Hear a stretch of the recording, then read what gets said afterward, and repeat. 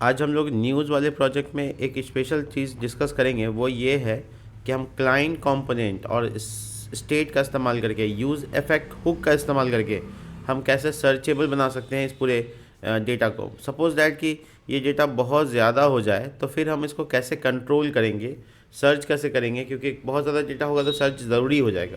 तो हम लोग यहाँ पे एक फ़ीचर डालते हैं सर्च का, पहले यहाँ डालते हैं, फिर पोस्ट में डालेंगे और देन लास्ट हम पब्लिक में डालेंगे। ठीक है, तो हम लोग है ना सबसे पहले क्या करेंगे, इस कैटेगरी के पेज में जहाँ पे कॉलिंग हो रहा है, ध्यान से देखोगे हम क्या मैनिपुलेशन कर रहे हैं, क्योंकि प्रोजेक्ट मैनिपुलेशन में अगर ज़रा सा भी इधर उधर हुआ तो हो सकता है कि आप एरर का सामना करना पड़ेगा। तो आराम से देखिए, हम धीरे धीरे करके दिखाएंगे आपको। सबसे पहले कैटेगरी का मैनेज वाला पेज ये है, इसी में यहाँ पर नीचे टेबल कॉल हो रहा है, राइट, और डेटा फेच यहाँ पे हो रहा है। ठीक है, तो क्या कोई ऐसा तरीका है कि इसको कंपोनेंट में कन्वर्ट करके इसको क्लाइंट कर सकें टेबल को सिर्फ? तो जवाब है हाँ, ऐसा आराम से कर सकते हैं। तो कंपोनेंट का जो फोल्डर है मेरे पास वो यहाँ पे है। अब इस कंपोनेंट फोल्डर में अगर हम इसका नाम कॉलिंग ऐसे नाम रख देते हैं, कॉलिंग कैटेगरी .jsx, तो ये एक कंपोनेंट डेवलप हो जाएगा यहाँ पे आराम से, और कर भी दिया।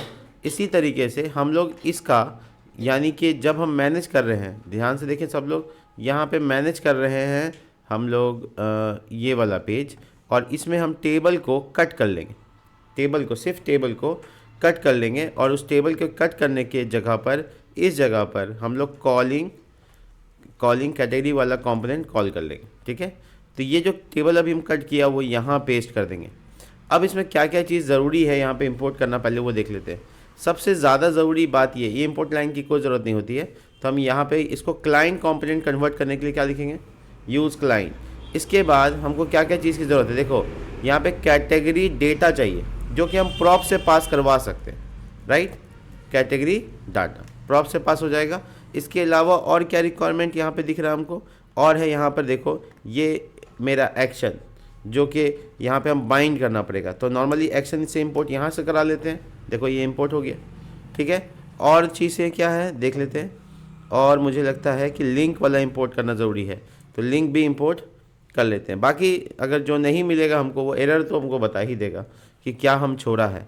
तो उसको अच्छे से फॉर्मेट कर देते हैं, देखो एकदम साफ़ सुथरा नज़र आ रहा है, और ये मेरा कंपोनेंट बन के तैयार। लेकिन इसमें क्या पास करना है आपको, कैटेगरी डेटा, ऑफकोर्स वो डेटा जो हम कॉल कर रहे हैं, ये वाला डेटा, राइट। तो हम प्रॉप्स की मदद से यहाँ पे डाल देते हैं कैटेगरी डेटा, और उसमें क्या पास करना है, कैटेगरी डेटा।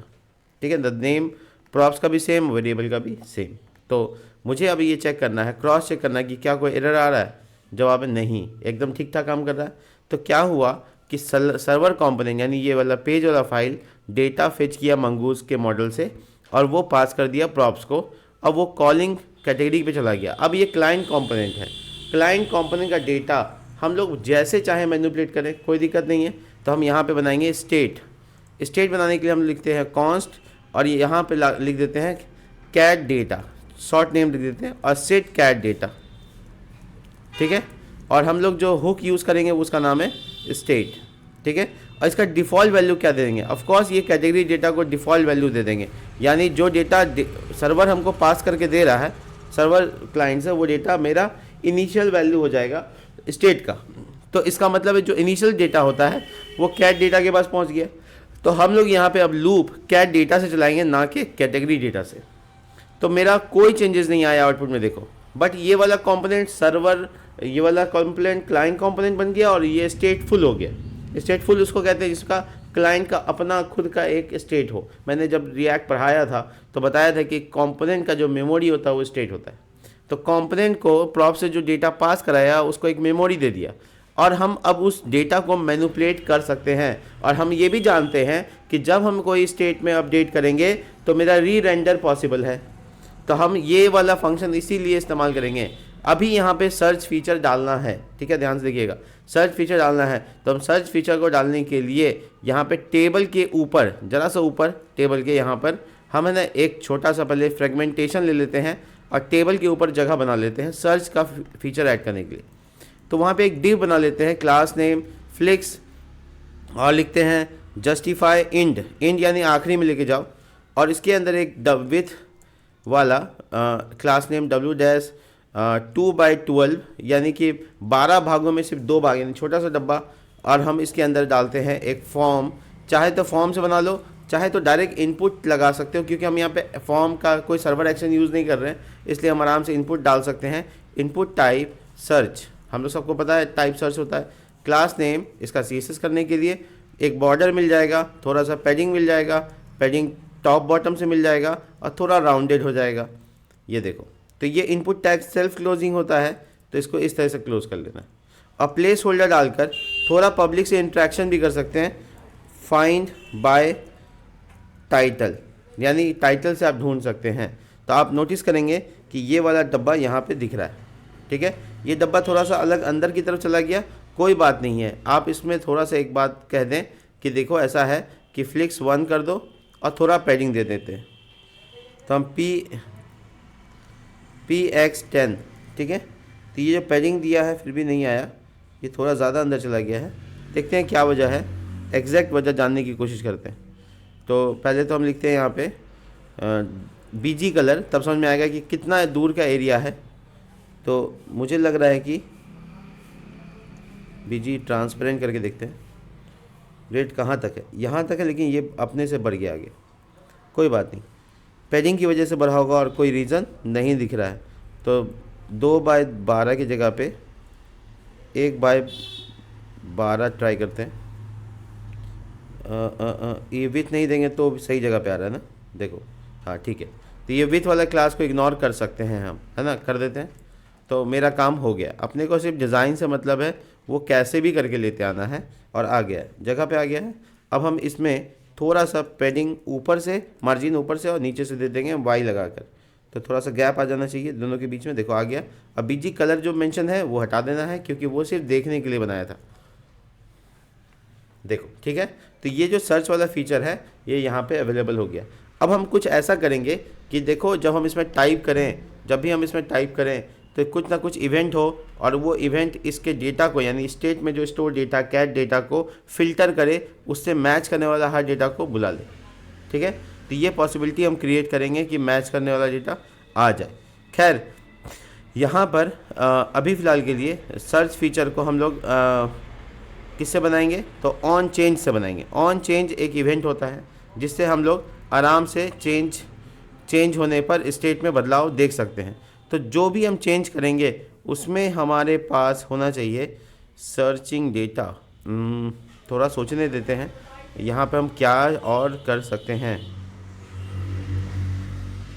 ऑन चेंज अगर चेंज होता है, एक सबमिट बटन दे दे, तो चलो सबमिट बटन भी ट्राई करते हैं। इनपुट टाइप सबमिट, ये बटन टाइप से भी बन सकता है, बटन टाइप सबमिट। ये फॉर्म का सबमिट है, लेकिन इसको फॉर्म टैग में बनाना पड़ेगा। अगर हम ऐसा करेंगे तो हमको फॉर्म से बनाना पड़ेगा, और हम ऐसा नहीं करना चाहते तो क्या कर सकते हैं, चलो डायरेक्ट ऑन चेंज पे ही काम। ओह सॉरी, ये वाला पार्ट को फिर से रिफ्रेश करते हैं। ऑन चेंज में कहते हैं कि देखो, तुम जो इवेंट जो भी तुम टाइप करोगे वो एक स्टेट में स्टोर कर लेंगे। करवाते हैं, एक मिनट, हाँ ठीक है। जो तुम टाइप करोगे वो होगा सर्च कीवर्ड, ठीक है, सर्च कीवर्ड और सेट सर्च कीवर्ड। ये इस तरीके का हम नाम सोचा है, ताकि जो चीज़ लिखे हैं, जैसे सपोज दैट इनिशियली इसका डेटा ब्लैंक होगा। मैं आपको दिखा देता हूँ क्या मामला है इसका। पहले ये सब कुछ लिख लेता हूँ। सेट सर्च कीवर्ड e.target.value, और वैल्यू में भी हम पास कर देंगे ये वेरिएबल, यानी सर्च कीवर्ड। इन सब कामों से क्या होगा मैं बताता हूँ। देखो, मैंने एक अलग से स्टेट लिया है जिसमें सर्च का डेटा स्टोर कर सके। तो जब मैं यहाँ पे कुछ टाइप करूँगा, मान लो मैं यहाँ पे क्राइम टाइप करता हूँ, ठीक है, तो ये क्राइम किसी ना किसी स्टेट में स्टोर होना चाहिए। अभी स्टेट में स्टोर कुछ भी नहीं है, इनिशियली क्या है, ब्लैंक है, और जो स्टोर है वो वैल्यू बना दिया, उसको वैल्यू बना दिया। और जब हम इसमें चेंज करेंगे, यानी तब जब हम इसमें कुछ चेंज होगा, टाइप चेंज होगा, तो इस सर्च डेटा में क्या होगा, सेट हो जाएगा, और वो टाइप जो हम करेंगे वो डेटा को स्टोर कर लेगा स्टेट। मैं आपको दिखाता हूँ, थोड़ा लाइव जाकर दिखाता हूँ। इंस्पेक्ट में जा सकता हूँ, इंस्पेक्ट में सब कुछ बता देता है। तो मैं इस डीबग टूल को नीचे की तरफ डालता हूँ, यहाँ पे टॉप में, बॉटम में, सॉरी ये बॉटम में, ठीक है। अब देखो, यहाँ पर कंपोनेंट के बारे में रिएक्ट का टूल बताता है। हम शुरू में बताए थे कि रिएक्ट का टूल अवेलेबल होता है, लेकिन ये क्लाइंट कंपोनेंट के लिए काम करता है, सर्वर कंपोनेंट के लिए काम नहीं करता है। तो मुझे सबसे पहले अपना कंपोनेंट टारगेट करना है कि कौन सा कंपोनेंट में हम काम कर रहे हैं, राइट। तो हम कंपोनेंट देख रहे हैं, ये देखो हम कंपोनेंट के पास आते हैं, क्या लिखा हुआ है 1 ऑलरेडी प्रोफाइलर कंपोनेंट, ये क्या डिसमिस कर देते हैं इसको। देखो ये कॉलिंग, तुम नोटिस कर रहे हो ये कॉलिंग कैटेगरी है, और कॉलिंग कैटेगरी के अंदर ये लिंक कंपोनेंट सब है। लेकिन हमको देखना है स्टेट। तो देखो स्टेट में ये सब डेटा आ रहा है, जो डेटा कॉलिंग हो रहा है, और दूसरा स्टेट मेरा क्या ब्लैंक है। जब मैं इसमें टाइप करूँगा तो ये स्टेट ब्लैंक नहीं रहेगा, जो लिखूँगा वो आएगा। देखो क्राइम, देखो आ गया। तो इसका मतलब है मेरा स्टेट डेटा फिल कर रहा है। तो हम इसको चेक कर सकते हैं यहाँ से। अब ये सब कुछ तुम देख सकते हो, प्रॉप्स का नाम, हुक का नाम, और किसको रेंडर कर रहा है, सारा कुछ बताता है ये। खैर, तो क्राइम मेरा स्टोर हो जा रहा है किसमें, सर्च कीवर्ड में। अब उस सर्च कीवर्ड को मैच कराना है हमको और फिल्टर करा देना है। तो हम क्या करेंगे, हम यहाँ पर एक छोटा सा यूज़ इफ़ेक्ट नाम का हुक का इस्तेमाल करेंगे। यूज़ इफ़ेक्ट एक ऐसा ना वो है हुक है जो चलता है, पहली बार तो चलेगा ही चलेगा, और दूसरी बार जब चलेगा तो स्टेट के चेंज होने पे चलेगा। तो हम इसको ना एक एरो फंक्शन दे रहे हैं, देखो ये एरो फंक्शन है, और उसका सेकंड पैरामीटर होता है कॉन्टैक्ट्स। तो कॉन्टैक्ट्स में क्या डालना है, किसके चेंज होने पर ऐसा होगा, तो सर्च कीवर्ड के चेंज होने पर यूज़ इफेक्ट चले, हम ये बता दिया। अब इसके अंदर में हम छोटा सा लॉजिक लिखेंगे, cat tight data dot filter, ठीक है। और भी ये फ़िल्टर में एरो फंक्शन बनाएंगे, और इसमें आइटम डाल देते हैं ताकि इसको आराम से हम कन्वर्ट कर सकें। और इसमें हम लगा सकते हैं कि उन सब को जो मैच कर जाए उन सब को बुला लो। तो क्या लिखेंगे हम यहाँ पे, फ़िल्टर कर रहे हैं, फ़िल्टर यूज़ कर सकते हैं डेटा को फ़िल्टर करने के लिए, यानी फाइंड करने के लिए। तो लिखेंगे कैट डेटा, ठीक है। इसको किसी में स्टोर कर लेते हैं, न्यू डेटा या सर्च डेटा, एक वेरिएबल में स्टोर कर लेते हैं। जो भी फिल्टर होगा वो डेटा स्टोर हो जाएगा। तो cat data dot filter item, मेरा एक एक करके डेटा आएगा। अब हम लिखेंगे कि item dot title, cat title जो कि मेरा प्रॉपर्टी का नाम है, वो बराबर हो जाए मेरे सर्च कीवर्ड से। वो सब डेटा को सर्च डेटा में डाल दो। तो सर्च डेटा में डाल दो, और हम इसको एक बार कंसोल करके देखेंगे कि ठीक ठाक काम कर रहा है कि नहीं। तो सर्च डेटा वेरिएबल को चेक करेंगे, चलो चेक करते हैं। देखो यूज़, हाँ सब कुछ ठीक है। हम इसमें कंसोल इंस्पेक्ट कर लेते हैं ताकि हमको कंसोल में दिखे। तो हम जो कुछ करेंगे वो सब दिखना चाहिए। अभी ये देखो एक भी फिल्टर नहीं, तो ज़ीरो दिखा रहा है। और हम अगर CRIME लिखेंगे तो भी ब्लैंक ही आ रहा है। क्राइम नहीं था क्या, नहीं क्राइम नहीं है ना। बिज लिखेंगे तो BIZ, देखो एक डेटा मिला है इसको, एक डेटा यहाँ पे फाइंड किया है इसने, और देखो ये बीज वाला डेटा है। परफेक्टली इसने फ़िल्टर करके स्टोर करके दिखाया। अब हम उस फिल्टर डेटा को, इसको लॉग करके तो देख लिया हम क्या करेंगे, इसको सेट कर देंगे, सेट कैट डेटा मैनिपुलेट करने के लिए। और वो सर्च डेटा जो मुझे मिला है वही मेरा अब एक्चुअल डेटा है। तो इससे क्या होगा, फ़ायदा देख लेते हैं। रिफ़्रेश करते हैं पेज को पूरा अच्छे से ताकि हम शुरू से कर सकें। तो देखो BIZ जा, एक मिनट, फ़िल्टर शुरू में तो एक भी नहीं होता है, लेकिन बाद में होता है। तो बाद में स्टेट, ये तो इनवैलिड रेंडर ID 1, ये क्या हमको बता रहा है,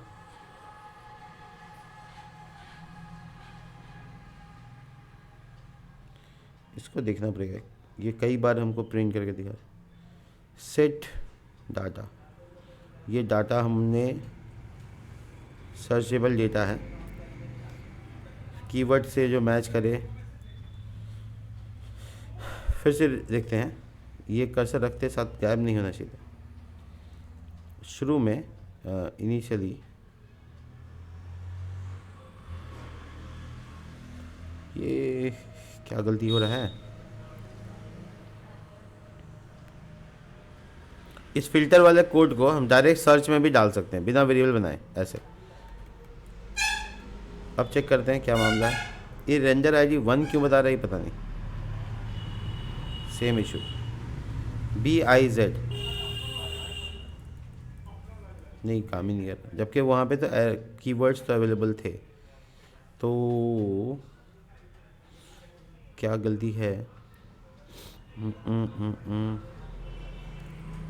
item dot title identically check करना नहीं है। एक बार फिर से कंसोल करके देखेंगे तब समझ में आएगा। तो कंसोल डॉट लॉग क्या एग्जैक्टली गलती हो रहा है, एक बार रिफ्रेश हो जाने दो। फिर इसके बाद इसमें टाइप करते हैं। ये ब्लैंक एरे आना ठीक ठाक है, लेकिन ये इनवैलिड रेंडर ID 1 क्यों आ रहा है वो समझना होगा। एक बार गूगल कर लेते हैं, पता नहीं ये एरर क्यों है, रिएक्ट में ऐसा इशू क्यों आ रहा है।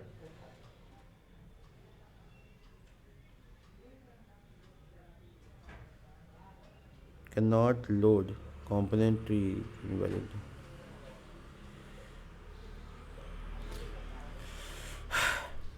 array of object search using, देख लेता हूँ मैं क्या गलती कर रहा हूँ। फिल्टर,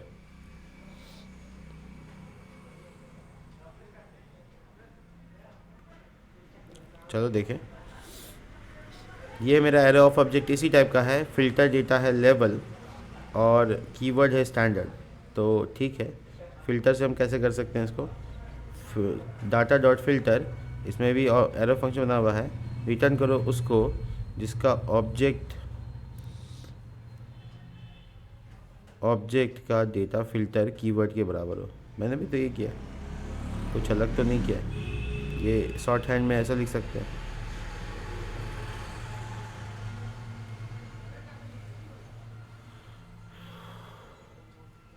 क्या है गलती? आइटम, एक बार आइटम तो समझ में आ रहा है। इसमें इस तरीके से भी यूज़ कर सकते हैं, ऐसा कोई इशू नहीं है, लेकिन इसको यूज़ करने से कोई सोल्यूशन तो नहीं आने वाला। रिफ्रेश, देखो invalid render ID 1 use state. क्या हो सकता है सही? मैं सबमिट बेस कर देता हूँ, रुको। मैं तो जैसे टाइप कर रहा था वैसे चेंज हो, वो चाह रहा था। ऑन चेंज फॉर्म इनपुट,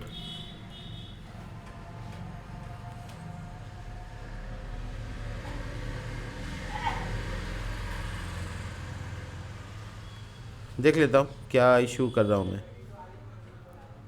ये मेरा डेटा है, ये भी यहाँ पर भी इसी तरीके से एग्ज़ाम्पल है। यहाँ पे सर्च इनपुट जो है वो मैंने ब्लैंक लिया, ठीक है। ऑन चेंज होने पर ये चेंज हो, ठीक है। और ये ठीक है, ठीक है। फिल्टर कैसे करते हैं, तो ये सर्च आइटम फिल्टर हुआ, ठीक है।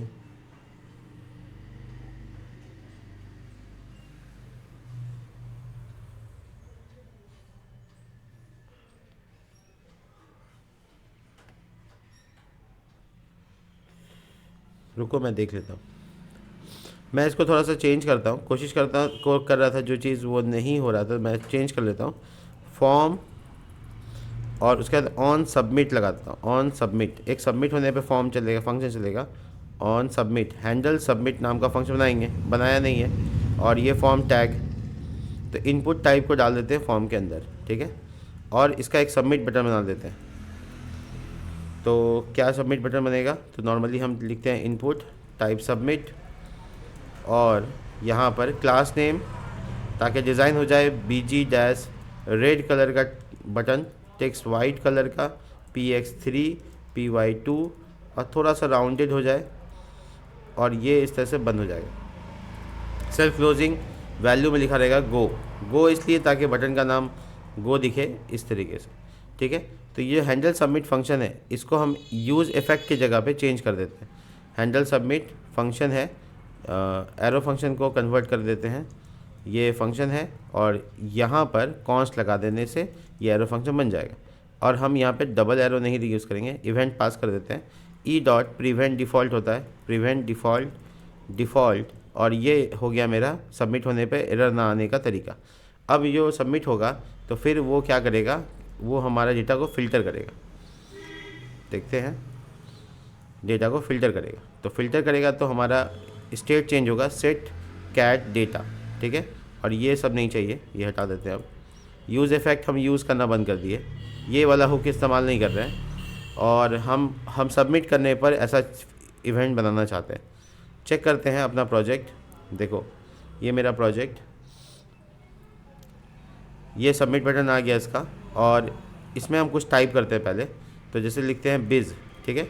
और बिज़ लिखने के बाद हम इस पर गो पे क्लिक करते हैं, तो देखो बिज़ सर्च हो गया, ठीक है। तो हम ये फॉर्म सबमिट के ऊपर तो बना दिए। अब ये ब्लैंक होगा तो हम शायद नहीं कर पाएंगे। ब्लैंक होने पर क्या करना है वो बात अभी हम लोग बताए नहीं है। तो देखो ब्लैंक होने पर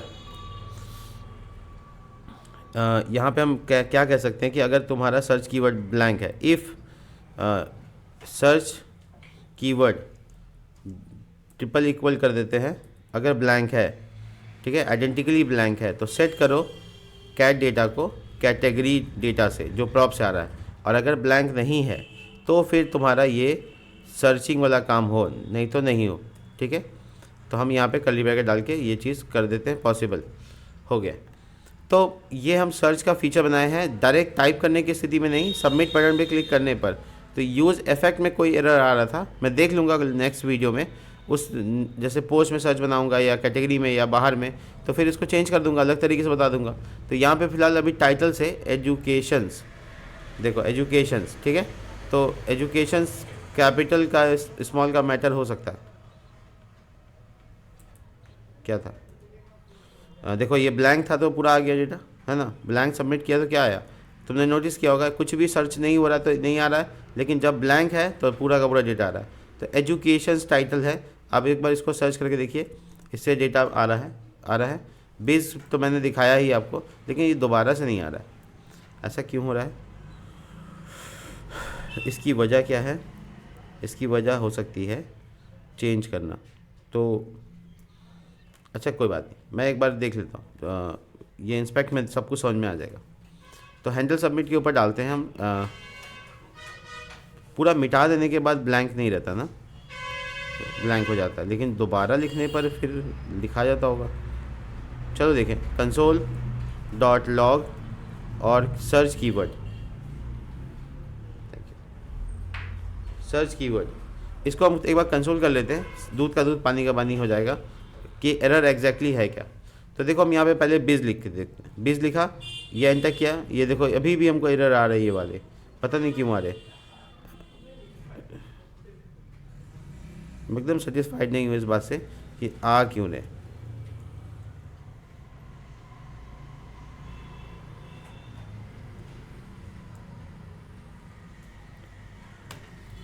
ठीक है कोई बात नहीं, एरर आ रहे हैं, लेकिन मेरा काम हो जा रहा है अभी फ़िलहाल। बिज़, ठीक है, बिज़ है यहाँ लिखा हुआ, और जब मैं इसको सबमिट करूँगा तो बिज़ से फ़िल्टर होना चाहिए था। अच्छा मैंने कंसोल किया है,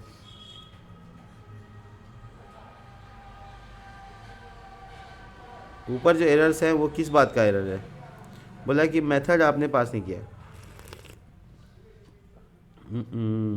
डू नॉट मैच। एक बार फॉर्म का सबमिट में मेथड नहीं डाला है, उसका एरर है। तो पोस्ट, वो कंसोल में एरर आ रहा था, इसलिए मैंने ध्यान दिया कि और एक दो एरर है, उसको भी देख लेते हैं। Props method in form tag,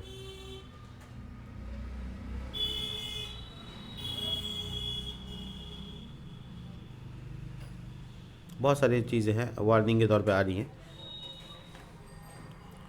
बिज़, ठीक है, ये सर्च हो रहा है, जब इसको मिटा रहे हैं तो ये पूरा डेटा आ रहा है। एजुकेशन, ये लोअर और कैपिटल केस का इशू हो सकता है, तो हम इसको ठीक कर लेंगे, कोई इशू नहीं है। हाँ ये भी ठीक काम कर रहा है। और कोई बताओ तो,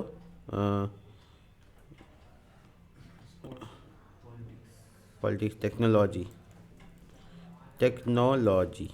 ठीक है, ठीक है। लेकिन मैं एक बात समझ में आ रहा है, मैं बिज़ यहाँ पे टाइप दोबारा कर लूँ तो ये सर्च नहीं हो पा रहा है, लेकिन यहाँ कंसोल हो रहा है।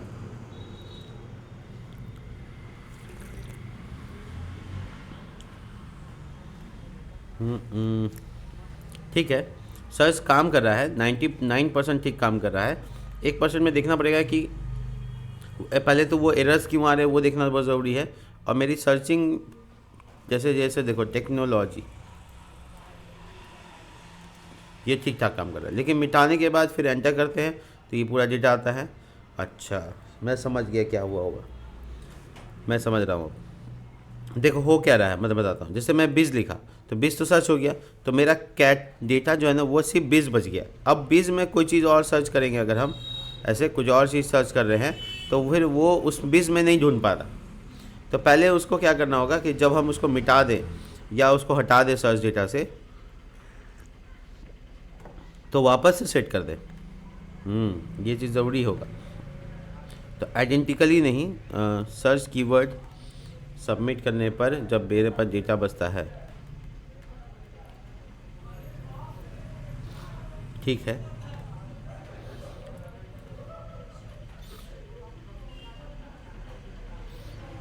चलो मैं समझ गया क्या करना था।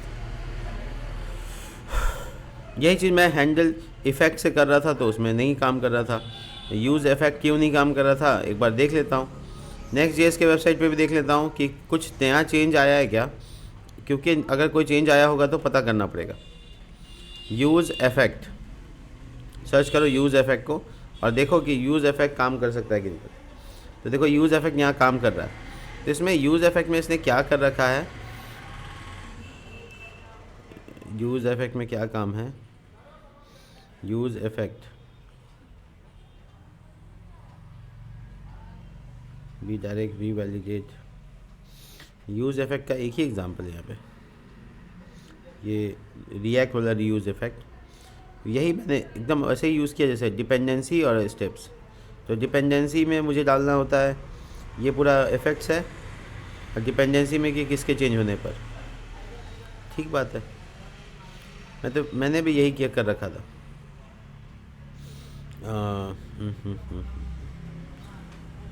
खैर अभी तो सर्च हम लोग इससे बना लिए, लेकिन आगे हमको देखना पड़ेगा। पहले तो मैं उस माइनर एरर्स को सॉल्व करूँगा कि आखिर क्या क्या कंसोल में एरर्स आ रहे हैं, और वो एरर्स नहीं है एक्चुअली, वो सब वार्निंग्स हैं, तो उनको कैसे हैंडल करना है। देखो मुझे कई वार्निंग्स यहाँ पे दिखाई दे रहे हैं, मैं सबको एक एक करके देखूँगा। यहाँ पे कहीं भी क्लास के जगह क्लास नेम का मामला है तो उसको भी चेक करना पड़ेगा। मुझे लगता है कि ए टैग में या कहीं पे मैं छोड़ रहा हूँ, मुझे एग्जैक्टली अगर ये बता दे तो मैं पहुँच जाऊँ। नहीं मिल रहा है तो मैं सर्च करूँगा अपने प्रोजेक्ट में कहाँ मैंने ऐसा किया है। ऑफ कोर्स कहीं ना कहीं ऐसा हुआ है कि क्लास रह गया है क्लास के नेम की जगह पे, तो मुझे वो चेक करना बहुत ज़रूरी है। तो उसका एरर है। देखो ये क्लास देखा तुमने एसवीजी में, तो एसवीजी तो कॉपी पेस्ट करके लाए थे ना, इसलिए यहाँ पे क्लास नेम क्लास और यहाँ पे भी क्लास नेम। तो ये जो एरर वार्निंग्स हैं इसी टाइप की चीज़ों के लिए आते हैं, आपको उसको क्लियर कर लेना है। तो ये एसवीजी टैग से आ रहे थे। देखो अभी कोई वार्निंग नहीं है, जब हम इस पर क्लिक करते हैं तो एक वार्निंग आता है, जैसे हम क्लिक करते आ जाता है। तो वो वार्निंग आ रहा है, जैसे हम क्लिक कर रहे हैं तो कई तरह के फॉर्म के वार्निंग्स आ रहे हैं। पहले तो ये देखो एक और वार्निंग हमको रिलेट कर रहा है कहीं ना कहीं, ये लिंक में ही शायद कहीं। मैं प्रॉपर सर्च कर लेता हूँ, कहीं कहीं तो छूट रहा है, कुछ ना कुछ तो छूट रहा है। क्लास नेम का मामला तो मैं यहाँ पे फाइंड कर सकता हूँ फाइल्स में। अब मैं लिखूँगा क्लास जहाँ जहाँ क्लास इज इक्वल टू है ऐसे, ठीक है। तो अब वो हमको ढूंढ के बता रहा है कि कहाँ कहाँ क्लास है। देखो तो मेरा ये स्पैन गैप क्लास है, ये क्लास है, ये सबको हमको ठीक करना है। तो देखो ये एडमिन में यहाँ क्लास रह गया, ये कह रहा है क्लास रह गया। तो वो चीज़ें हम कर सकते हैं कि क्लास कहाँ कहाँ है, ठीक है। तो फाइंड आउट, क्लास को खोजो और उसको क्लास नेम से बदल दो, ठीक है। तो ये एक साथ कर लेते हैं ताकि पूरा प्रोजेक्ट में सही हो जाए, पहले इनके एरर्स ना आने चाहिए। इसके बाद यहाँ पे भी देखो एक क्लास रह गया है, क्लास नेम और रह गया, उस सबको भी सॉल्व करते हैं। यहाँ रह गया देखो ये एसवीजीज में रह गया। तो कहीं पे भी आपके पूरे जेएसएक्स में कहीं पे भी है ना क्लास की जगह क्लास नेम होना चाहिए, वार्निंग हमको देता है। और इससे को पहले हम समाधान कर लेते हैं। यहाँ पे भी है और यहाँ पे भी हम कंप्यूटर से सर्च करवाया है ताकि हमको कहीं भी मिस नहीं होना चाहिए। रिफ़्रेश कर लेते हैं एक बार पेज को फिर से। अब देखते हैं कि अब कोई एरर आ रहा है तो वो क्या एरर्स है। नीचे देखो, यहाँ पर मुझे एरर्स आ रहे हैं, एरर्स आ रहे हैं कि आप कहीं पे स्ट्राइक लाइन कैप लिखे हैं और उसकी जगह आपको लिखना है स्ट्राइक लाइन कैप बिना डैश वाला। तो हम एकदम सर्च कर लेंगे गूगल ये फाइल्स में कि कहाँ पे ये हैं। तो देखो इतने सारी जगह पे ये है, तो सब एसवीजी का कोड का एरर है। तो एसवीजी में ऐसा होता है तो हम उसको सॉल्व कर सकते हैं। तो हम उसको कहते हैं कि देखो तुमने जो खोज दिया उसको सुधार देते हैं। तो उसको सुधारने के लिए आपको लिखना पड़ेगा लाइन कैप, ऐसे, हाँ लाइन कैप। तो इसमें डैश नहीं होगा, बेसिकली एल कैपिटल होगा। एसवीजी वाला एरर है तो कॉपी पेस्ट करके लाया है इसलिए एरर है, और कोई रीज़न नहीं है इसका। तो जहाँ जहाँ ऐसा है हम इसको सॉल्व कर लेते हैं, क्योंकि हमको कंसोल पे वार्निंग देखना पसंद नहीं है। तो हम इसको हटा देंगे। देखो सिर्फ एल कैपिटल करना है, स्पेस हटा देना है। यहाँ देखो जहाँ जहाँ पे है वो ढूंढ के निकाल दिया और आराम से हम उसको रिप्लेस कर सकते हैं। अभी कर लेंगे तो अच्छा रहेगा। और आगे समझ में ये आ गया कि अगर कभी एसवीजी लाएंगे तो इन सब चीज़ों को चेंज करना है, ये JSX में इनवैलिड हो जाता है। चलिए, तो ये वाला एरर भी हम सॉल्व कर लिया है, अब ये वाला एरर नहीं आएगा।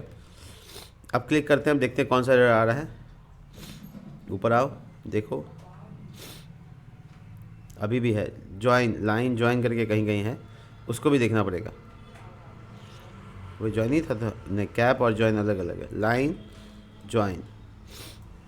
अब ये इतने सारी जगह पे ये भी है, इसको भी सॉल्व करना पड़ेगा। तो एसवीजी बेसिकली कॉपी पेस्ट करने से पहले हमको JSX में इसको कन्वर्ट कर लेना होगा। समझ में आ गया ये बात? बहुत जगह एसवीजी कॉपी पेस्ट किए हम। चलिए एक जगह तो हो गया। अब यहाँ देखते हैं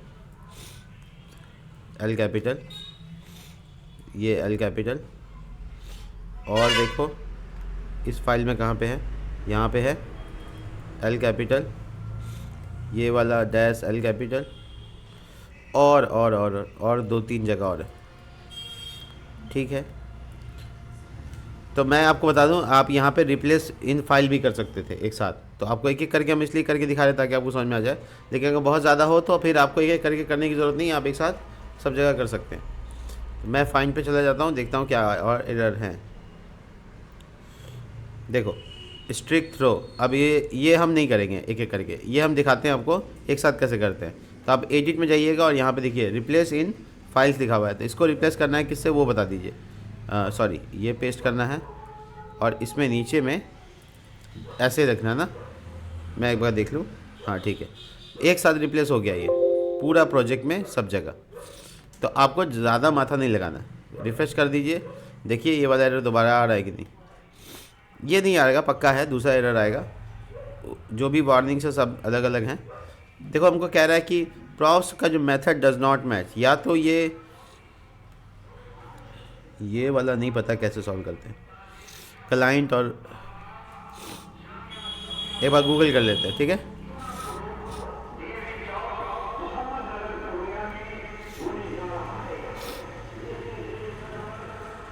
ये क्या कह रहा है मुझे,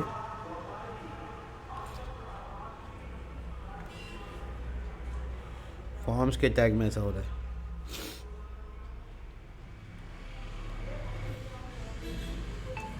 इन Next.js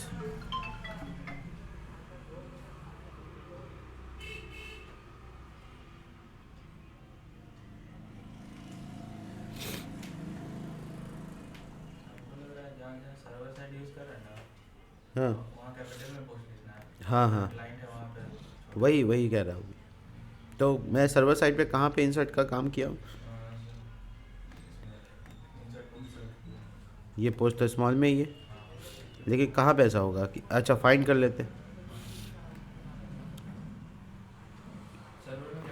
मेथड देख लो कहाँ कहाँ है, पोस्ट इतनी जगह पे है।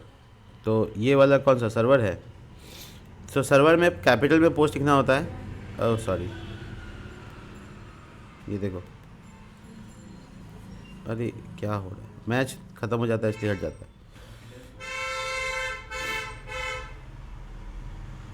पेज देख लेता हूँ कौन सा पेज है। ये रिप्लेस का बात पूछ रहा है हमसे। सब जगह तो नहीं कर सकते ना। पेज ढूंढ लेते हैं कौन सा पेज है। ये कौन सा पेज हो गया, पोस्ट हैंडल विदाउट, शायद मैनेज पोस्ट है ना। चलो ठीक है, एडिट वाला पेज में जाते हैं। एडिट वाला पेज है ऐप के अंदर, पोस्ट मैनेज है, पोस्ट एडिट पेज यहाँ पे शायद। तो जो देखो ये सब क्लाइंट कंपोनेंट नहीं है, ये सब सर्वर कंपोनेंट है। तो मेथड यहाँ पे पोस्ट कैपिटल में दिखाएगा, और जहाँ क्लाइंट कंपोनेंट है वहाँ मेथड स्मॉल में लिखाएगा। ठीक है, तो यही चीज़ कह रहा है ये। यहाँ पे जहाँ जहाँ ऐसा चेंजेस है, मैं देख लेता हूँ कहाँ कहाँ है। जितने एरर्स हैं सब निकलने दो, सारे एरर सॉल्व करेंगे। ये अभी भी हमको कह रहा है, इसका मतलब हमको कॉलिंग कैटेगरी में कह रहा है। ठीक है, लेकिन कॉलिंग कैटेगरी में नहीं करना चाहिए था ना, बनता है यहाँ पे। देखते हैं, एक एक करके सबको चेक कर लेते हैं। तो ये वाला ठीक हो गया। ठीक है, इसके बाद है नीचे इसका फॉर्म मैनेज में है। फॉर्म यहाँ पे देखो, ये पोस्ट कैपिटल में हो जाएगा। और ये जो इंसर्ट का पेज है, इसमें यहाँ पे फॉर्म है नहीं, यहाँ नहीं फॉर्म है। तो ये इंसर्ट पोस्ट में है, और ये है क्लाइंट कंपोनेंट, तो यहाँ स्मॉल चलेगा। राइट, एक बार और रिफ्रेश करते हैं, देखते हैं,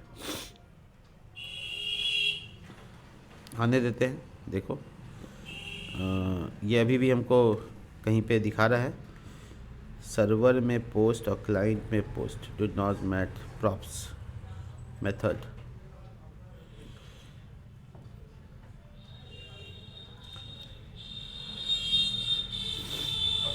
और ये सारे जो एरर्स नीचे यहाँ इस कंसोल में दिख रहे हैं, ये सब सर्वर एरर वार्निंग्स है। तो सर्वर वाले कंपोनेंट में जो वार्निंग्स आएगा वो उधर दिखेगा, जो क्लाइंट वाला आएगा यहाँ दिखेगा। पता नहीं ये एग्जैक्टली एरर कहाँ से आ रहा है। और ये रेंडर वाला क्या इशू है,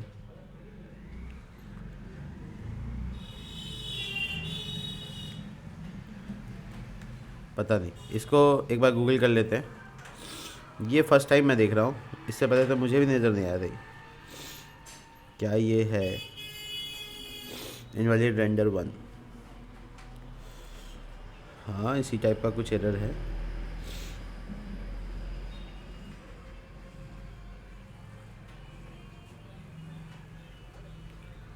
रीलोड फ्रेम,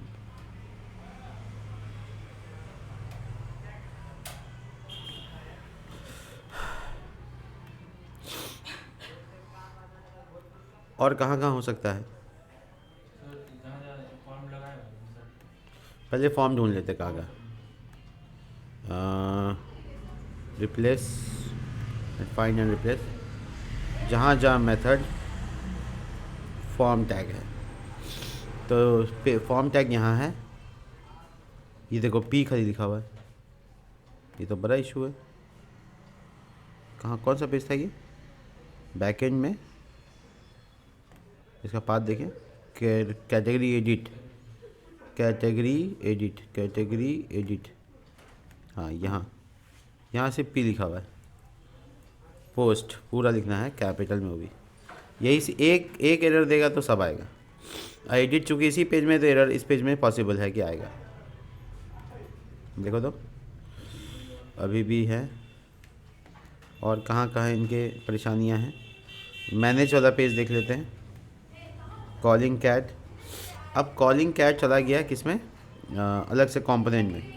तो कंपोनेंट में यहाँ पे फॉर्म है, और फॉर्म यहाँ पे स्मॉल में होगा कैपिटल में होगा। ये सर्वर एक्शन यूज़ कर रहा है, मगर चलो कर दिया। रिफ्रेश करते हैं और चेक करते हैं क्या एरर है। देखो एरर ख़त्म हो गए बोले।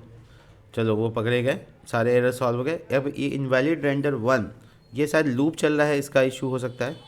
तो कीज़ शायद होता है, की होता है, कीज़ होता है, की होता है।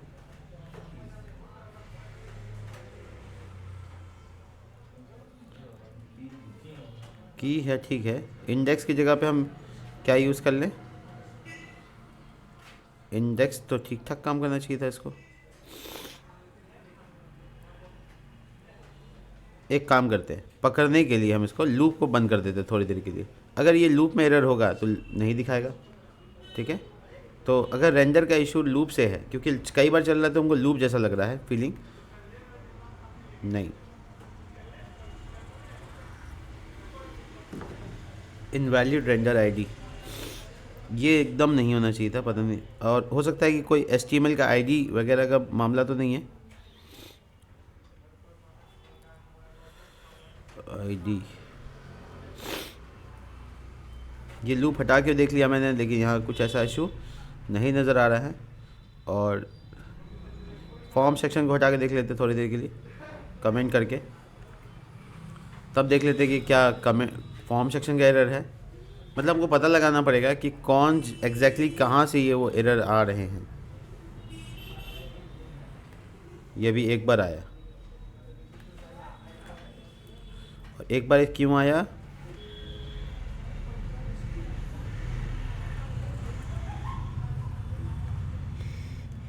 एक बार भी मैंने इसको कमेंट किया तो एक बार आया, यानी ऑन चेंज में एरर होगा। अच्छा, एक मैं इसमें भी मैं कमेंट कर दूं तब, अब वो मैं कमेंट तो कर दिया, लेकिन कमेंट ऐसे काम नहीं करता है। और इसको कैटेगरी आईडी में कन्वर्ट करते हैं, कैटेगरी डेटा। अब देखो एरर है क्या नहीं है।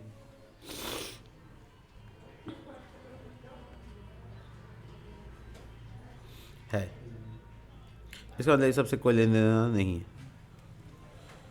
ठीक है, ठीक है, एक्सेप्ट करते हैं इसको हम, क्योंकि यहाँ पे भी हमको चैलेंज है कि ये वाला रेंडर वाला आईडी का एरर क्यों है, मुझे ये चेक करना चाहिए। ये 10 कहाँ से आ रहा है, ये 10 कहाँ से आता है, काउंट से आता है, और काउंट ऊपर है, यहाँ तो नहीं है की।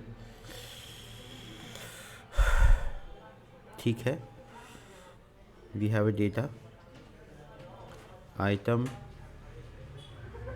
लेट 2 बार 3 बार डिक्लेयर तो होता ही है, चलेगा।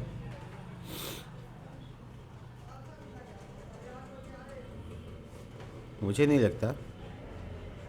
रेंडर आईडी चेक करना पड़ेगा, क्रॉस चेक कर लेंगे कहाँ एग्जैक्टली दिक्कत है। अभी फ़िलहाल के लिए सर्च वाला काम हो रहा है, आप इतना तो कर लीजिएगा आराम से। और सर्च वाले काम के